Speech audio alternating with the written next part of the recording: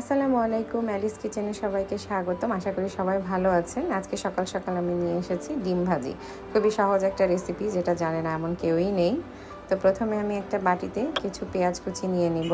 এখন দিয়ে দিব স্বাদ মতো লবণ।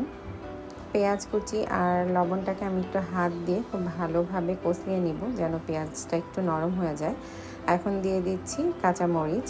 এখন ডিমটাকে ভেঙে দিয়ে একটা কাঁটা চামচ দিয়ে খুব ভালোভাবে ফেটিয়ে নিতে হবে। কিছুক্ষণ সময় নিয়ে ডিমটাকে ফেটাতে পারলে একটু ভালো হয়। এখন তেলটা গরম হয়ে গিয়েছে, ডিমটাকে ঢেলে দিলাম। এখানে দেখে বুঝতেই পারছেন যে আমি পেঁয়াজের পরিমাণটা কতটা বেশি দিয়েছি। আসলে এই জন্যই আমি ডিম ভাজিটা দেখালাম, যে আমাদের অনেকেই আছে যারা ডিমে পেঁয়াজের পরিমাণটা খুবই অল্প দেই, যে ডিমটা খেতে ভালো লাগে না। আসলে ডিমে পেঁয়াজের পরিমাণটা বেশি দিলে ডিমটা যেমন খেতেও খুব মজা হয়, আর একটা ডিম চাইলে দুইজন ভাগ করেও খাওয়া যায়। তো এখানে এখন আমি চুলার আঁচটা একদম কমিয়ে দিয়েছি, আমার এক পাশ হয়ে গিয়েছে, উল্টিয়ে দিলাম। দেখুন ডিমটা কতটা ফ্লাপি হয়েছে।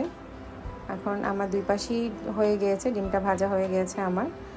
আশা করি সবার ভালো লাগবে। যদি ভালো লাগে সবাই একবার ট্রাই করে দেখবেন, আর লাইক কমেন্ট শেয়ার দিয়ে পাশে থাকবেন।